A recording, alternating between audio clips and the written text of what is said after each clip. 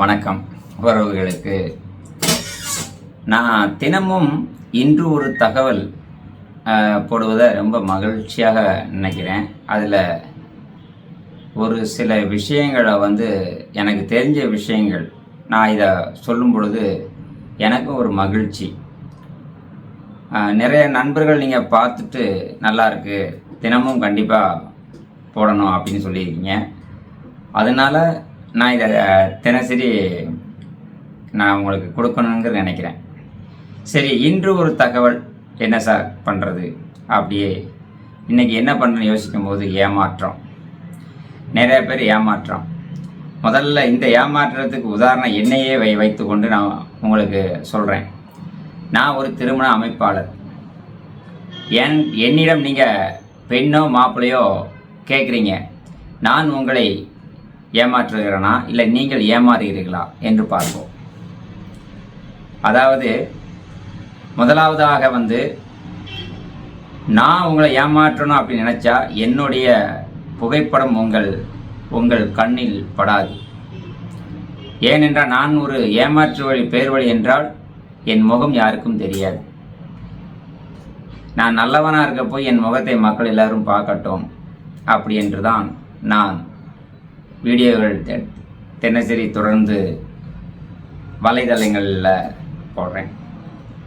சரி, ஏன்னா இது ஒரு எடுத்துக்காட்டுக்கு நான் சொல்கிறேன். நான் ஒரு அமைப்பாளர். நீங்கள் என்னிடம் ஏமாறாமல் இருக்கணும்னா தினமும் ஒரு தகவல், இன்று ஒரு தகவலில் 7 விஷயங்களை நான் சொல்லிக்கிட்டு இருக்கிறேன். முதல்ல 1வது, ஒரு நிறுவனத்தில் நீங்கள் அந்த நிறுவனம் பதிவு பெற்றிருக்கா அப்படிங்கிறத பார்க்குறோம்.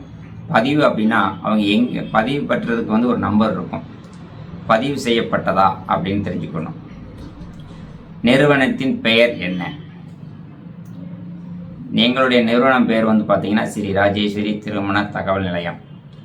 எங்கள் நிறுவனம் பார்த்தீங்கன்னா ட்ரேட் மார்க் ரிஜிஸ்டர் பண்ணணும்.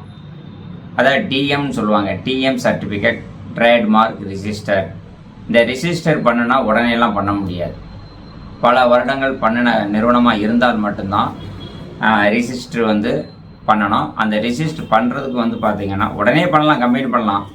ட்ரேட் மார்க் உடனே வாங்க முடியாது, பல வருடங்கள் ஆகும்.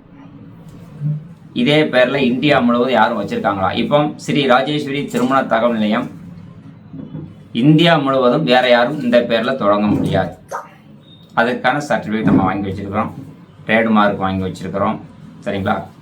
அடுத்து, அலுவலர்கள் எத்தனை பேர் அங்கே வேலை செய்கிறாங்க அப்படிங்கிறத பார்க்கணும். நம்மளுடைய நிறுவனத்தில் இப்போதைக்கு 15 பேர் ஒர்க் பண்ணுறாங்க. இன்னும் 50 பேர் வேலைக்கு ஆள் எடுத்துக்கொண்டு இருக்கிறேன். சரி, இந்த நிறுவனத்தில் எவ்வளவு ஜாதகங்கள் இருக்கிறது நீங்களே ஆன்லைனில் பார்க்கலாம். வெப்சைட் இருக்கா? வெப்சைட்டில் எல்லா விஷயங்களும் இருக்குது, நீங்கள் பார்த்துக்கலாம். எவ்வளோ ஜாதகம் இருக்குன்னு நீங்கள் பார்த்துக்கணும். இதுவரையில் அந்த நிறுவனத்தின் மேலே ஏதாவது பிரச்சனைகள் இருக்குதா, போய் ஃப்ராடு பண்ணி இந்த மாதிரி இருக்கிறாங்களா, அதை நீங்கள் பார்க்கணும். நிறுவனத்தினர் ஃபோட்டோவை நீங்கள் பார்த்துருக்கீங்களா? ஒரு கம்பெனியில் ஓனர் யாருன்னே தெரியாது, வேலையாளுக்கு தான் பலியிட ஆகுவாங்க. அடுத்து, நிறுவனத்தின் முகவரி. 7 முகவரி தெரியணும், ஒரு கம்பெனியோட முகவரி. இப்போது நீங்கள் எனக்கு பணம் போடுறீங்கன்னு வச்சுக்கிடுவோம் ஒரு உதாரணத்துக்கு. அந்த பணத்தை எப்படி போடுவீங்க? PhonePe, GPay, Paytm. நீங்கள் அதில் போடும்போது என்ன ஆகும் அப்படின்னா, இப்போ என்ன எல்லாருக்கும் தெரியும், நான் விசிட்டிங் கார்டில் போடுறேன். ஒரு உதாரணத்துக்கு சொல்கிறேன். ஒரு அக்கௌண்ட்டில் மொபைல் நம்பரை ஒருத்தர் பார்த்தீங்கன்னா மாதம் மாதம் மாற்றுவார். அப்போ நீங்கள் இன்றைக்கி பணம் போட்டிருப்பீங்க, அடுத்து பார்த்தீங்கன்னா ஒரு 10 நாளில் அந்த நம்பருக்கு நீங்கள் ஃபோன் பண்ணிங்கன்னா பேச முடியாது. சார் இதுதான் ஜிபேனா கண்டுபிடிக்க முடியாது. அவர் தான் ஃபோன் நம்பரை மாற்றிட்டே போவார் இல்லையா? அதனால தான் நான் உங்களுக்கு சொல்லக்கூடிய விஷயங்கள் என்னென்னா, நான் அதிகமான பணம் அனுப்பும்போது அக்கௌண்ட்டில் வாங்கி அக்கௌண்ட்டில் அனுப்பணும், முகவரி தெரிஞ்சிருக்கணும், ஓனர் தெரிஞ்சிருக்கணும். முதல்ல எல்லாத்தையும் விட நம்பிக்கை வேணும். நிறைய பேர் என்கிட்ட சொல்லுவீங்க, சார் ஏகப்பட்ட இடத்துல பணத்தை கட்டிட்டேன் சார். கட்டிட்டீங்க, என்ன நடந்துச்சு? நீங்கள் பணம் கட்டுறீங்க, போய் கேட்க முடியுதா? கண்டிப்பாக முடியாது.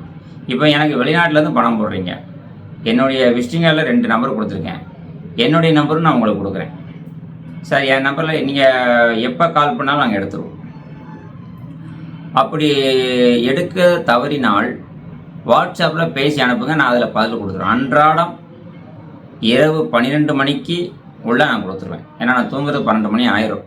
சரிண்ணா, ஏன்னா பேருக்காக தான் இதை நடத்துகிறேன். அதனால் நான் சொல்லக்கூடிய விஷயங்கள் ஒவ்வொருத்தருக்கும் ஒரு 7 விஷயங்கள் சொல்கிறேன்.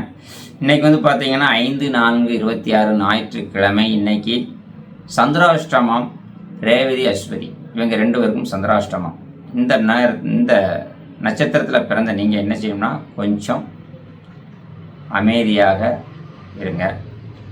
இன்றைக்கி நீங்கள் ஏமாறாமல் இருப்பதற்கு ஒரு வழியை நான் உங்களுக்கு சொல்லியிருக்கேன். தினமும் ஒரு தகவல் மூலியமாக ஒரு நல்ல விஷயங்கள் சொல்லியிருக்கிறேன். நான் சொன்னது உங்களுக்கு புரிஞ்சிருக்குன்னு நினைக்கிறேன். இது வந்து திருமண தகவல் நிலையை நான் நடத்தினாலும் எனக்கு உதாரணம். இதே மாதிரி எந்த ஒரு கம்பெனியில் நீங்கள் பணம் கட்டுறதாக இருந்தாலும் இந்த மாதிரி விஷயங்கள் தெரிஞ்சிருக்கணும். சரிங்களா? இதுதான் என்னுடைய இன்று ஒரு தகவலை நீங்கள் கேட்டுட்டு உங்களுக்கு ஏதாவது குறைகள் குற்றங்கள் இருந்தாலும் எனக்கு தகவல் கொடுங்க. அடுத்தபடியாக புதுசாக பார்க்குற நபர்களுக்கு வந்து ஒன்று சொல்கிறேன், சப்ஸ்கிரைப் பண்ணோம்னா அதுதான் எனக்கு பெரிய கிஃப்ட்டு, சந்தோஷம். நிறையா போடணும், நிறைய தகவல் கொடுக்கணும்.